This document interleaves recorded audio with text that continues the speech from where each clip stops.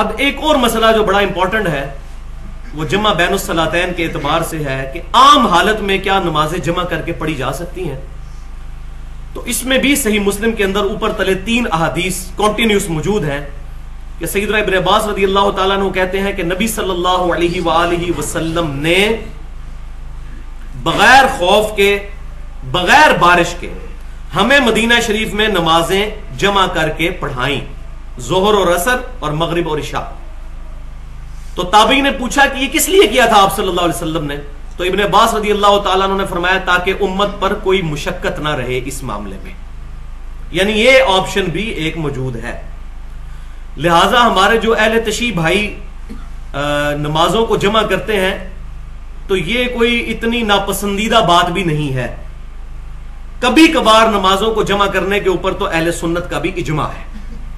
البتہ اس کو روٹین بنا لینا تو مزے کی بات ہے کہ یہ اہل تشیع کی کتابوں میں بھی یہ بات لکھی ہوئی ہے کہ جمع بین الصلاتین کرنا عام حالت کے اندر روزانہ اور ہمیشہ کرنا یہ پسندیدہ عمل نہیں ہے، صرف جواز کی حد تک ہے. پاکستان نظریاتی کونسل جو ہے، اسلامی نظریاتی کونسل پاکستان میں، انہوں نے ایک کتاب لکھوائی ہے پاکستان کے دینی مسالک، ثاقب اکبر صاحب سے. انہوں نے تمام مکاتب فکر کے علماء کے ساتھ انٹرویوز کرنے کے بعد بریلوی، دیوبندی، اہل حدیث، شیعہ، اسماعیلی، ان سب لوگوں سے انٹرویوز کرنے کے بعد ان کے علماء سے ریٹن فارم میں ان کے عقیدے لینے کے بعد ایک کتاب لکھی ہے پاکستان کے دینی مسالک. تو اس میں جو شیعہ والا چیپٹر ہے اس میں شیعہ علماء نے یہ بات لکھ دی ہے کہ نمازوں کو جمع کرنا ہمارے نزدیک مستحب نہیں ہے، اگر کوئی کر لے تو یہ جواز کی حد تک ہے، اس کی روٹین کوئی مستحب کام نہیں. لہذا یہ بھی کوئی اتنا بڑا مسئلہ نہیں ہے. شیعہ کو بھی یہ چاہیے کہ اس کو روٹین نہ بنائیں اور اہل سنت کو بھی یہ چاہیے کہ جو لوگ جمع کر رہے ہیں ان کے بارے میں نرم گوشہ رکھیں. اس میں بڑی ٹالرنس موجود ہے، ظہر، عصر، مغرب اور عشاء. بہرحال سفر کے دوران تو ہمیشہ ہی سنت ہے. اور الموطا امام مالک میں صحیح سند کے ساتھ موجود ہے کہ ابن عمر رضی اللہ تعالی عنہما بارش کے دوران بھی نمازوں کو جمع فرما لیا کرتے تھے. یعنی سخت بارش ہو اور ظاہر ہے کہ اب مغرب پڑھ کے لوگ گھر جائیں گے، پھر واپس آنے میں تردد ہوگا، تو نمازوں کو جمع فرما لیا کرتے تھے. لہٰذا بارش کے اندر بھی نمازوں کو جمع کرنے کا جواز صحابہ اکرام علیہم رضوان سے ملتا ہے. علی بھائی، ایک آپ نے نماز جمع کرنے کے حوالے سے بات کی ہے، اس میں ایک بندہ اگر روزانہ نماز جمع کر رہا ہے بغیر عذر کے تو وہ افضلیت غیر افضلیت کا ایشو ہے یا اس پہ گناہ ہوگا؟ نہیں، گناہ تو نہیں کہہ سکتے. اس میں دیکھیں ایک جعلی روایت موجود ہے کہ المصلی الحاکم میں جس نے یعنی نمازیں وقت سے پہلے پڑھ لیں اور وہ جو ہے وہ دوسکی ہے، اس طرح کی روایتیں جعلی روایتیں پیش کرتے ہیں.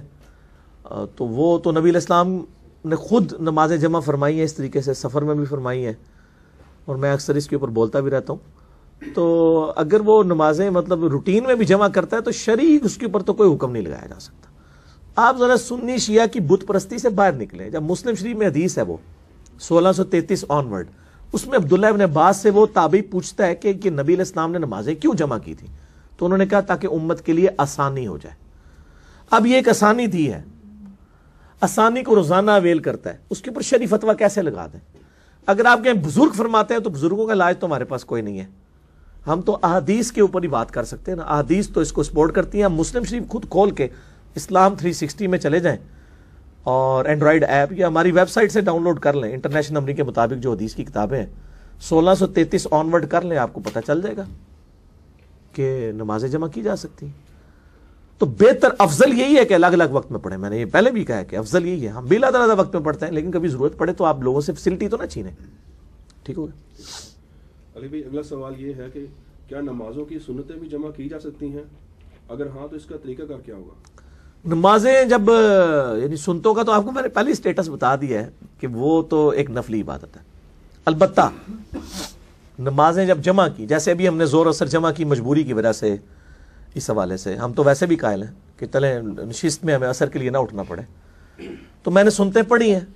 اس کا طریقہ یہ ہوگا کہ آپ نے جب زور اثر جمع کیے تو زور کے 4 فرض پڑھنے کے بعد اثر کے 4 فرض پڑھیں، اور جو زور کی بعد والی جو 4 سنتیں ہیں، 2 موقدہ اور 2 غیر موقدہ، اس کو نفل بھی لوگ کہہ دیتے ہیں، وہ آپ پھر فرضوں کے بعد پڑھ لیں. اس طریقے سے مغرب عشاء جمع کیے تو پہلے مغرب کے 3 فرض, عشاء کے 4 فرض, سفر میں ہے تو 2 فرض, اور اس کے بعد پھر مغرب کی پہلے 2 سنتیں پڑھیں, پھر عشاء کی سنتیں پڑھیں, پھر عشاء کے وتر پڑھیں اور نوافل جو پڑھنے ہیں.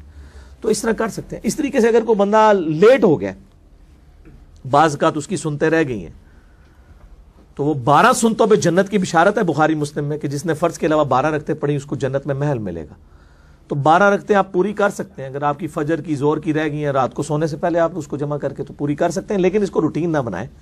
وہ ٹائم کے ساتھ ہی پڑھیں جن جن ٹائموں میں آپ صلی اللہ علیہ وآلہ وسلم نے پڑھی. ٹھیک ہو گیا.